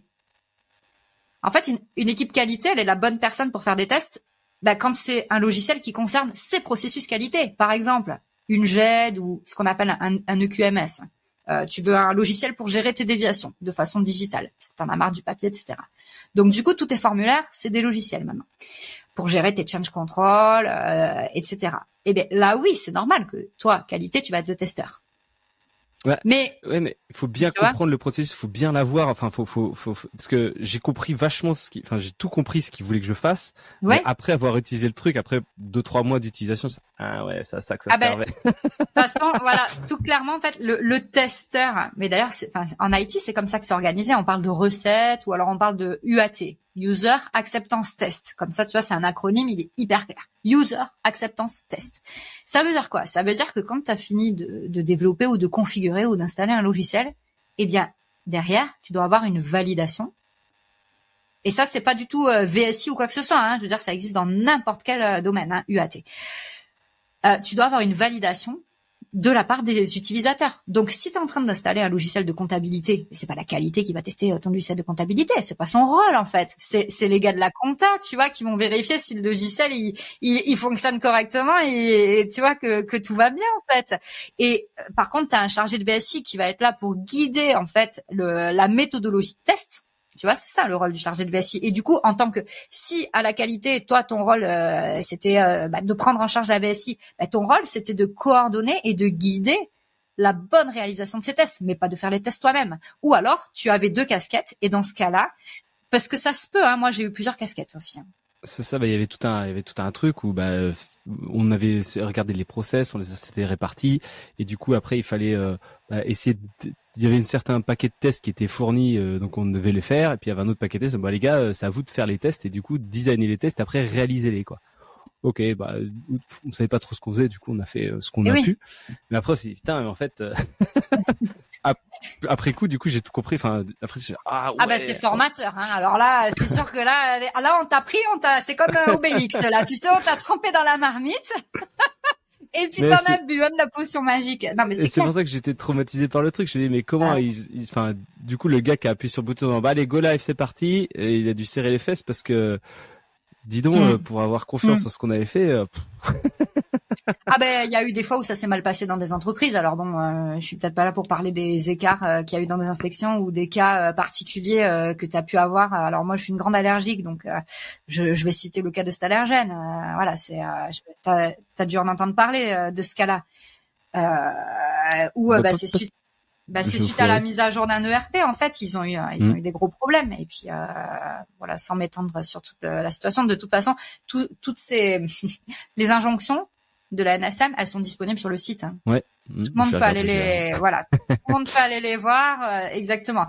C'est la même chose pour la FDA. Hein, si tu vas aux États-Unis, voilà. Donc un bon testeur, déjà c'est quelqu'un qui est formé. Un testeur, il doit être. Tu vas avoir différentes choses à tester. Si tu vas avoir à tester de la configuration, la gestion des identités, etc., ce serait plus logique que ce soit un administrateur informatique. Si l'objet de ton test, ça va être de tester sauvegarde-restauration, par exemple, évidemment, ça doit être l'informatique, en fait, tu vois. Tu vas pas pouvoir faire ça. Mais par contre, si c'est pour tester des fonctionnalités, ce qu'on appelle communément la QO, la qualification opérationnelle, en fait, là, ça va être celui qui utilise du coup le logiciel. Et donc c'est pour ça qu'il faut désigner dès le démarrage du projet, et que tu sois en cycle V ou que tu sois en mode agile, que tu utilises du Scrum et que tu fasses des sprints, des boucles, etc. Peu importe ta façon de gérer les projets, parce que cycle V et agile, c'est juste une façon de gérer les projets en fait. Hein. De toute façon, en premier, avant de te lancer dans un projet, enfin au démarrage d'un projet, tu dois désigner des personnes qui vont faire partie de ce projet. Et dans ces personnes-là, tu dois avoir forcément quelqu'un de l'informatique. D'accord? Tu vas avoir forcément, donc tu vas avoir un référent, tu vas avoir au moins 3 référents. Tu vas avoir un référent informatique, un référent qualité, en tout cas quand c'est GXP, hein, je parle, parce que du coup quand c'est pas GXP, t'as pas besoin de référent qualité. Et tu vas avoir un référent métier. Et donc c'est ce qu'on appelle souvent les key users ou les super users, etc. D'accord? Et côté IT, ça va être l'administrateur. Des fois, il a un peu chef de projet aussi. Tu peux avoir plusieurs casquettes, en fait. Mais ça doit vraiment être clair, tu vois. Et souvent, c'est ça les lacunes, moi, que je vois dans les projets, c'est qu'il y a personne pour clarifier ça et pour dire, OK, en fait, tu fais ça, mais avec tes 2 casquettes. D'accord. Tu vois. Et à la fois, et souvent, quand tu es à la qualité, tu vas endosser 2 rôles. Tu vas endosser le rôle de l'assurance qualité, c'est-à-dire le gars qui va ou l'unité qualité, on dit unité qualité hein, du coup dans le GAMP 5 par exemple. Et donc qui va avoir ce rôle de garantir que tu respectes les exigences réglementaires et que tu respectes en fait les politiques qualité de l'entreprise, les façons de travailler, les méthodes et les procédures, que tu es bien en accord avec que ce que tu fais c'est bien en accord avec ce que tu as défini, etc., avec les ambitions de l'entreprise aussi et du coup les objectifs de la direction, etc. Ça c'est la qualité. Mais cette qualité, des fois, elle est aussi utilisateur parce que elle a ses propres processus en fait. Et donc, quand elle intervient dans ses propres processus, c'est normal que du coup, elle ait aussi ce rôle de key user. Voilà. Ouais, moi, il y a une anecdote peut-être que je peux raconter où donc j'étais à la fois donc technicienne IT, donc j'étais chargée de faire les configurations et de gérer les utilisateurs dans des logiciels informatiques, etc. Et j'étais aussi chef projet VSI. Voilà. Et donc du coup, avec ces deux casquettes-là, ben tantôt, je m'auto-signais mes fiches de test, tu vois. Ah, on va Et faire ça. Et ouais, j'ai on va fait faire ça. Mais ça, c'était au tout début que j'ai commencé à faire de la VSI. Et puis un jour, bah évidemment, ça c'est inspecté, on te fait vous avez tout faux là. Ségrégation des rôles et tout, c'est pas du tout bon. C'est comme on avait au labo les techniciens de laboratoire qui pouvaient activer et désactiver l'audit trail, tu vois. Ça c'est pas bon non plus en fait. Voilà, parce que du coup, voilà, et l'inspecteur, c'est ça. L'inspecteur avait demandé, mais du coup, s'il peut se désactiver l'audit trail, je dis oui, mais du coup, dans l'audit trail, c'est tracé que telle personne que a désactivé. Non, c'est pas passé. Hein. C'est pas du tout passé. Hein. Bon, on en rigole, mais c'est vrai que voilà, c'est des expériences où au début tu te dis bon je tente en fait, mais en fait pas du tout. C'est parce que oui, à un moment donné tu manques de moyens et il n'y a pas une formule de la VSI, il n'y a pas une normalité du rôle ou pas. En fait, il y a des rôles qui doivent être clairement définis et qui doivent être ensuite documentés. Et c'est ça en fait qui est important. C'est ça qui est important. Et après, ces rôles, ils vont évoluer en fonction de l'évolution de l'entreprise aussi. Ils vont évoluer en fonction du contexte. Ils vont évoluer en fonction des écarts que tu te seras pris. Mais c'est pas de la mauvaise foi en fait. Tu vois, ceux qui font ça pour la mauvaise foi, enfin, moi j'en ai pas rencontré beaucoup. Hein. C'est vraiment parce que en fait des fois on se sent dans des impasses et on ne sait pas comment faire. Et tu sais, t'as cette pression du coup de devoir travailler vite et puis de pas avoir assez de temps, de moyens, de ressources, etc. Et donc du coup c'est ça en fait qui met la pression finalement. Ouais, c'est ça. Ouais, t'as raison. Ouais, exactement. Ouais, la pression exacte du flux, quoi. Ouais. Ouais. Donc en gros voilà, qui intervient dans ces histoires de VSI et de logiciels, etc. Tu vas avoir des fournisseurs, des fois tu vas avoir des intégrateurs, des fois tu vas avoir des développeurs internes, tu vas avoir ce qu'on appelle aussi des business analysts, tu vas avoir du coup des utilisateurs, parce que l'erreur que j'ai souvent vue aussi, c'est d'écrire des URS sans les utilisateurs. Mmh. Mais typiquement, c'est que ce que je voulais te poser comme question, c'est la sélection d'un ERP, tu vois. Quand tu m'as dit dès le départ, la DSI c'est rattaché au DAF et du coup l'ERP ça sert à plutôt avoir des données, enfin finalement c'est utilisé par la finance pour avoir les données sur la rentabilité, sur combien ça coûte et tout, combien on en a, machin. Du coup ils sélectionnent leur ERP avec la qualité des rapports financiers qu'ils auront avec les utilisateurs. Les utilisateurs ils en chient pendant toute leur journée avec des trucs de ERP tout pourris quoi. Ouais. Après ça arrive souvent qu'on a des ERP tout pourris comme tu dis. C'est le grand défi des DSI en général. Hein. C'est des migrations de ERP. C'est bon. Mais ta question c'est quoi en fait? C'est ma question c'est en fait c'était plutôt je rebondis sur ce que tu disais pour définir les URS sans les utilisateurs et effectivement oui je pense que ça c'est beaucoup plus commun que ce qu'on pense, ou même pas de d'URS du tout. Ouais. Donc j'ai pas d'URS du tout et ça c'est dramatique et finalement tu te retrouves avec aucune possibilité de valider quoi que ce soit. Je vais te donner un exemple simple en fait. Je sais pas, c'est comme si c'était tes grands-parents qui choisissaient ta bagnole. Ou c'est comme voilà, je sais pas, c'est comme si c'est ton cousin qui choisit la maison dans laquelle tu vas habiter. Ça n'a pas de sens en fait. Tu vois, c'est à toi de choisir ce que tu veux. Est-ce que tu veux un garage? Est-ce que tu veux une place? Est-ce que tu veux 2 toilettes? Est-ce que tu veux une cuisine ouverte sur un séjour? Enfin, est-ce que et qu'est-ce que tu peux te permettre de t'offrir aussi avec le budget que tu as en fait? Parce que évidemment, il y a une question financière là-dedans. Et donc du coup, le choix d'un ERP, c'est comme n'importe quel logiciel. C'est qu'est-ce que tu veux faire de ton ERP? Est-ce que c'est dans ton ERP que tu vas décider? Alors là, on parle d'industrie de santé, donc on va parler par exemple de délivrer des médicaments. Mais est-ce que ton certificat de libération, c'est ton ERP qui va le gérer, ou alors est-ce que voilà, tu peux tout aussi bien de décider de gérer ce processus dans ton LIMS. Est-ce que c'est quoi les échanges de données que tu vas vouloir entre tes différents systèmes? Et en fait, et est-ce que tu veux que ton ERP il gère tel processus ou tel processus? Et d'ailleurs, tous les processus qui sont gérés dans un ERP ne sont pas soumis aux réglementations. Alors GXP, je dis ça avec des guillemets, tu sais, tu visualises les doigts comme ça. Ouais. Ok, donc et donc du coup tu dois pas valider l'entièreté de ton ERP. Ce que tu vas valider, ce dont tu vas démontrer la conformité par rapport au référentiel annexe 11 par exemple, ça va être du coup tout ce qui va être le tronc commun. Donc évidemment gestion des profils, des droits d'accès, etc. Et les configurations globales sur différentes vues, comment ça va s'afficher, etc. Mais après tu vas vraiment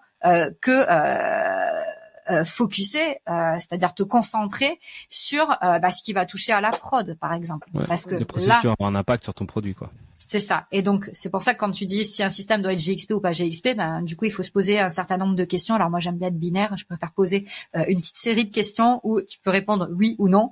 Et en fonction de ça, voilà, les arbres de décision, moi, j'aime bien, je partage mes decision trees au sein de la mission VSI, justement. Et c'est dans les premiers jours qu'on voit ça, en fait, toutes ces stratégies-là. Et ce que je disais tout à l'heure, c'est que la documentation, tu vas la déterminer, la documentation nécessaire à démontrer la conformité du système informatisé, tu vas la déterminer en fonction de différents critères de ton système. Et donc, si on parlait des catégories GAMP tout à l'heure, qui sont, alors moi j'aime pas dire les catégories GAMP parce que bon, ça veut tout et rien dire ça. C'est est-ce que ce système il est out of the box, c'est-à-dire est-ce que c'est un système standard et que donc peu importe dans quelle entreprise tu travailles, ce sera le même logiciel, le même outil. Ouais. Au delta après, que peut-être que tu vas appeler ton profil Tartampion et que l'autre, tu l'appelleras, je ne sais pas, Jules César, voilà. Et puis, tu as la catégorie des configurés, la catégorie des systèmes qui sont customisés. Et en fonction de ça, en fait, tu vas pas avoir le même degré de démonstration de la conformité et tu vas pas produire la même documentation, ça va pas être nécessaire de produire la même documentation et la même profondeur. C'est la même chose si tu es pour ton hébergement, si tu es ce qu'on appelle on-premise en IT traditionnel ou si tu es dans le cloud, tu vas pas avoir le même degré non plus. Voilà, parce que dans un cas, tu vas plus te concentrer sur la revue et la mise en place et l'évaluation de ton fournisseur et dans d'autres cas, tu vas faire ce qu'on appelle la qualification de l'infrastructure informatique. Oui, exact. C'est mon dada, ça c'est mes projets, c'est mes projets préférés, ça. C'est comme les apéricubes au saumon, tu sais. Mais ça a du sens ce que tu dis effectivement, mais ouais. Mais t'as pas que ça, hein. T'as aussi, tu parlais dans l'exemple que t'as cité, tu parlais de prendre des données d'un système et de les réinjecter. Donc c'est ce qu'on appelle de la migration. C'est-à-dire que c'est pareil, si t'as pas de migration, si t'installes un truc from scratch, t'étais en mode papier avant, et bon tu décides qu'à partir de cette date-là, t'es digitalisé, c'est cool. Mais si t'avais un peu des données qui étaient déjà numérisées, digitalisées, et que tu veux aller les intégrer dans ton système, eh bien il va falloir que tu traites cette partie migration. Mais ça c'est pas dans toutes les validations que tu fais de la migration.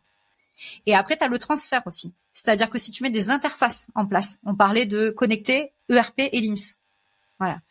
Donc, ça, si tu mets des interfaces, il va falloir les vérifier. Et ça, souvent, c'est les petits oubliés de la VSI. Comment je qualifie mes interfaces? Oh, mince. Et ouais. Et c'est là où, en fait, t'as des trous de data integrity. Voilà. Les trous de data integrity, une fois sur deux, ils sont là-dedans.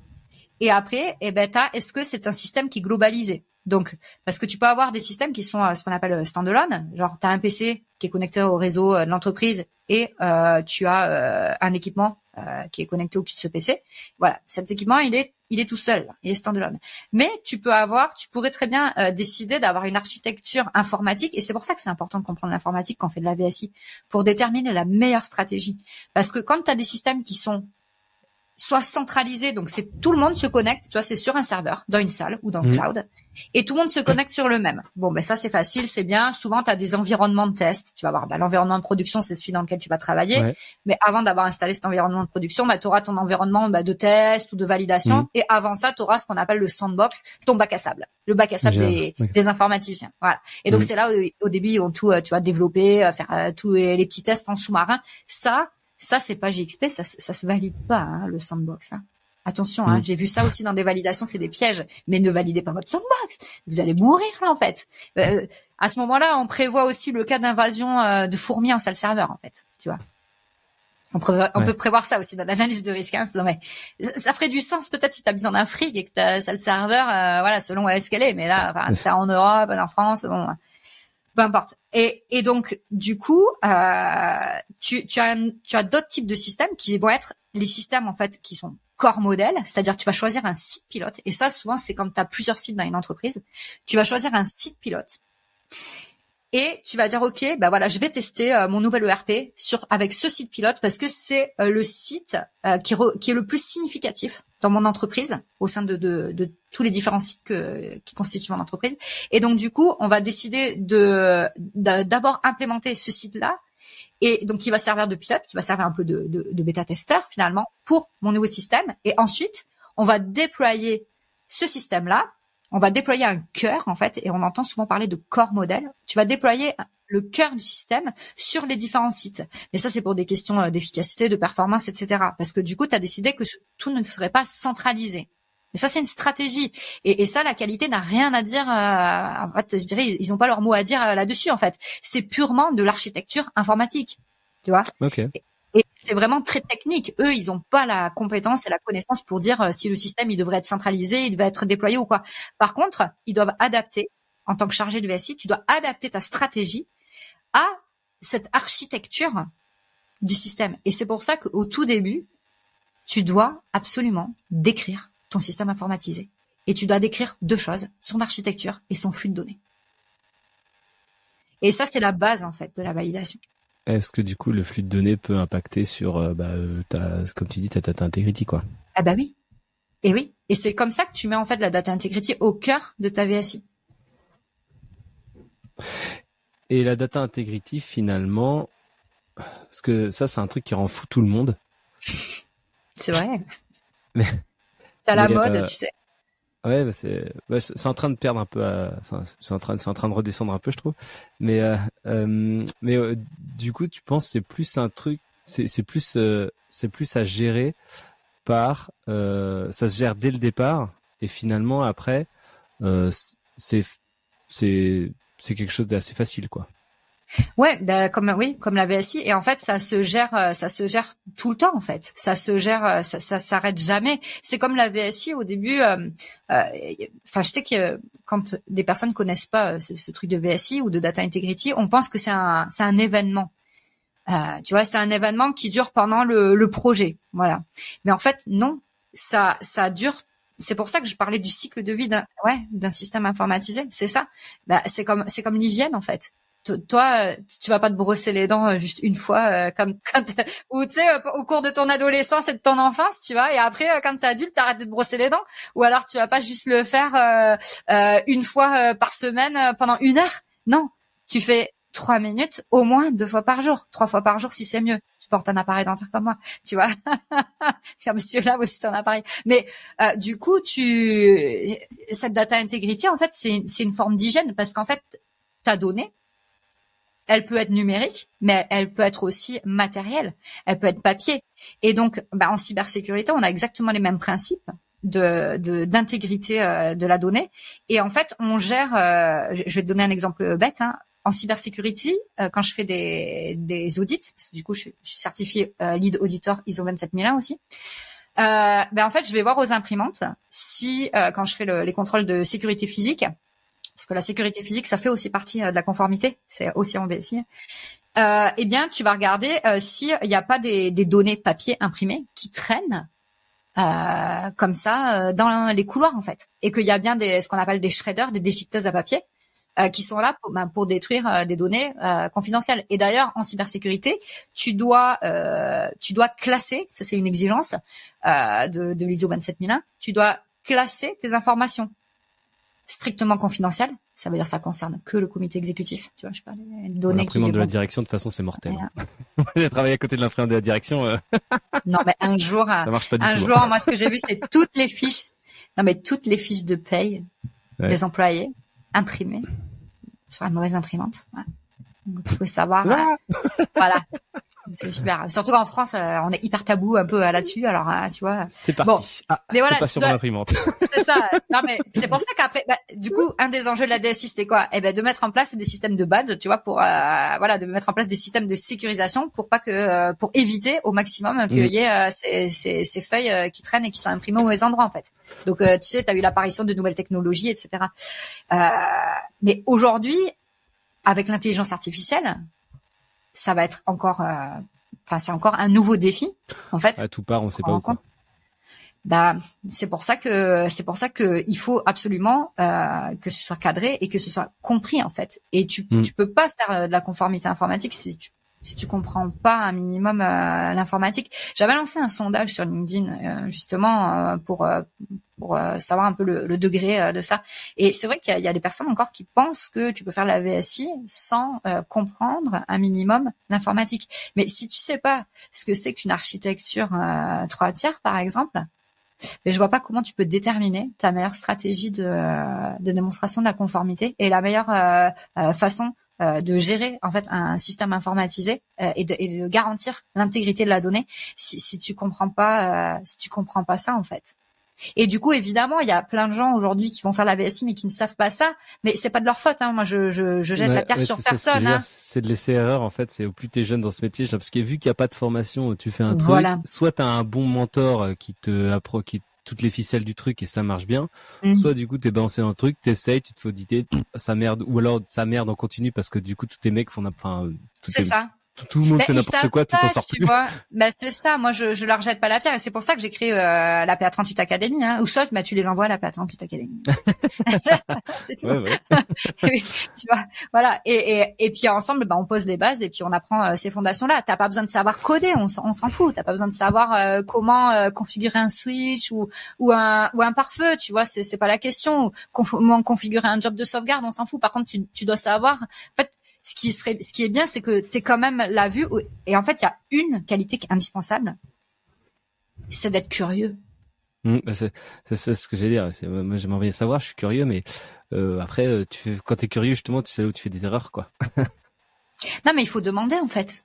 Il faut jamais penser qu'on est tout seul à devoir gérer ça. Et du coup, il faut pas hésiter à demander à l'IT, en fait. Il n'y a pas de mauvaises questions ou de bonnes réponses, en fait. Il y a simplement des partages de connaissances entre personnes et le mieux qu'on peut faire avec les connaissances qu'on a. Mais en fait, je dirais l'erreur, c'est de ne pas vouloir savoir. Tu vois. Et il faut poser la question, faut pas avoir peur d'être ridicule. Et moi, c'est pour ça que dans le PA38, il y a tout un module aussi qui est un petit peu sur, tu sais, le développement personnel, la communication, etc. Parce que on a l'impression qu'on va passer pour des crétins, en fait. Tu vois. Ouais. Quand t'es balancé, non mais c'est vrai, quand t'es balancé comme ça en chargé de BSI, que tu dois travailler avec l'IT, quand tu vas discuter avec eux, t'as l'impression qu'ils sont en train de t'entourlouper ou de te dire du charabia. C'est pas vrai? Ça t'a jamais fait cette impression? Tu sais Après, pas. De toute façon, tu sais pas ce que tu sais pas. Et finalement, soit tu te dis, ça y est, j'ai compris à peu près ce qu'ils m'ont dit, et puis en fait, pas du tout. Puis après, tu fais, je pense que ça va pas marcher, mais on va se lancer comme ça. Et là, c'est là où ça pue le plus. Soit du coup, tu dis, ça va pas marcher. Il faut continuer de bosser. Et c'est là qu'il faut avoir le courage de continuer jusqu'à temps que tu sois satisfait. Là, je pense que c'est bon.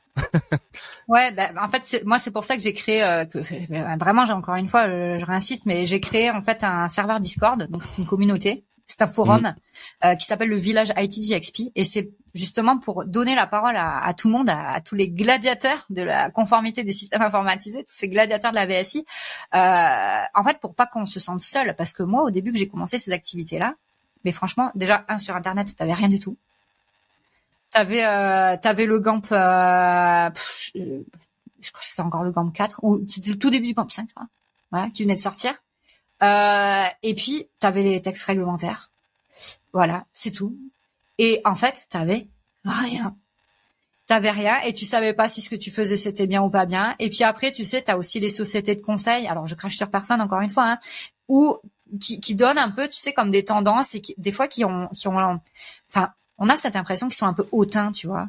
Ils disent mais de toute façon on ne savait rien quoi. Mais en fait c'est normal, ils sont la tête tout le temps là-dedans, ils ont vu plein d'industries différentes et puis après tu as des pratiques qui se mettent en place et des modes, tu sais, des tendances où enfin moi j'ai vu des fiches de test mais c'était n'importe quoi en fait, où il fallait paraffer les moindres trucs, il fallait mettre 30 fois ta signature dans le même document, mais c'est quoi ce délire en fait, tu vois?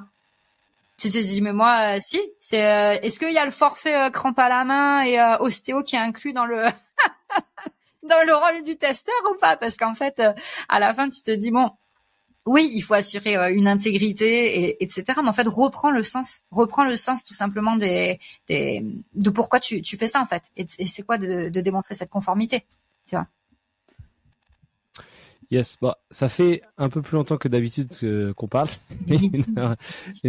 Juste, en tout cas, c'est vachement intéressant et je pense qu'on ne fait que érafler le haut du sujet parce qu'en même temps, en une heure, on peut pas non plus, on peut pas non plus rentrer plus dans les détails que ça. Mais en tout cas, c'est super parce qu'on a quand même pas mal décrit un peu tout. Juste avant de terminer, j'aimerais savoir parce qu'on en a commencé à en parler de ce que tu penses de l'IA justement et le danger que prennent les gens à l'utiliser. Moi, je pense que bon, l'IA, il faut y aller de toute façon. Hein. En fait, c'est ceux qui veulent, il faut y aller. Oui. En fait, il faut réfléchir à ce qu'on veut en faire vraiment. Il faut l'intégrer en fait et ne pas l'ignorer, parce que de toute façon, si les DSI se mettent en mode se mettre en mode autruche, c'est-à-dire de se mettre des œillères, tu vois, et de ne pas regarder que ça existe. Ça va faire du shadow IT. Exactement. Donc, en fait, pour moi, c'est important, je pense, de l'intégrer, de mettre des règles par rapport à l'utilisation de ces intelligences artificielles. Et puis après, pourquoi pas de le développer. Alors là, moi, si je peux te donner un nom de personne à contacter, si tu veux parler d'intelligence artificielle, c'est Arnaud Dibou. Voilà. Okay. Dans le système, dans l'industrie de santé ou? Ouais. Et là où l'IA se développe beaucoup en ce moment, c'est sur tout ce qui est le dispositif médical. Côté santé, on a beaucoup d'émergence là-dedans. Et donc, évidemment, se posent les questions de savoir c'est quoi les usages qu'on peut faire de l'IA dans nos domaines d'activité.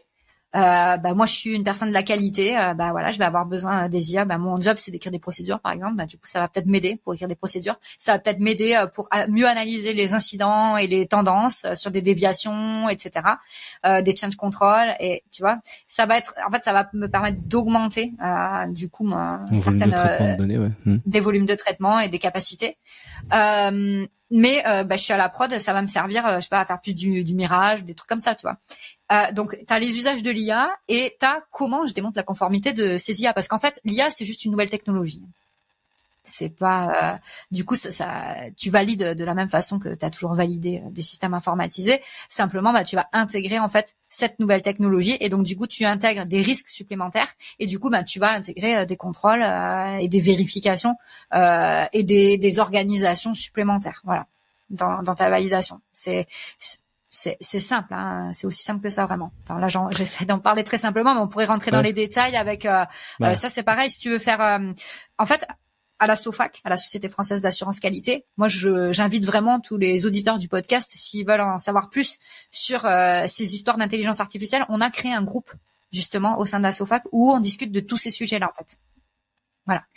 Et donc, je vous invite vraiment à venir rejoindre du coup cette association professionnelle qui est la Société Française d'Assurance Qualité, donc SOFAQ, et voilà Q pour qualité, pas pour autre chose. Et donc, tu comprends au montage, c'est comme tu veux. Et donc du coup, on a des groupes de travail. En fait, on a beaucoup travaillé sur le cloud aussi à une époque, et donc du coup, on a créé un guide qui s'appelle SOFAQ au cloud où on s'est posé toutes ces questions et qu'est-ce qu'on doit faire. Et donc du coup, c'est ce qu'on fait au sein de la Société Française d'Assurance Qualité. Ce sont des rendez-vous de temps en temps qu'on organise. C'est des rendez-vous virtuels, donc on programme des réunions par Teams ou voilà. Et du coup, on discute autour de ces sujets, on se donne des objectifs pour produire soit des guides, soit des infographies. Là, par exemple, on a commencé par produire un wiki de l'intelligence artificielle. Et puis au dernier congrès, donc du coup, si tu veux comprendre, la première étape c'est ça, c'est de comprendre, c'est ce qu'on s'est dit. Et donc on utilise l'intelligence collective de tout le monde, de tous les membres de ces groupes. Et là à la commission SCGXP, à l'heure où on enregistre cet épisode de podcast, on est au moins 45 personnes du coup qui donc t'as 45 cerveaux. Ouais, et donc on a fait un wiki, voilà. On a fait un wiki, donc ça c'est accessible aux membres, du coup ceux qui ont payé leur cotisation parce que c'est pas non plus gratuit. Et puis après on est tous bénévoles en fait, tu vois, et on réfléchit là-dessus. Moi mon rôle c'est de coordonner, et du coup il y a des coordinatrices spéciales pour ce groupe IA parce que je peux pas être au four et au moulin partout. Et donc on a un groupe sur la data integrity aussi. Tu parlais de la data integrity, on s'est dit en fait c'est quoi la data integrity et puis comment on l'intègre. Et donc si tu veux vraiment des exemples très concrets, moi je vous invite vraiment à venir nous rejoindre là et à vous abonner à Kaliax, ou sinon à venir me poser des questions directement par LinkedIn.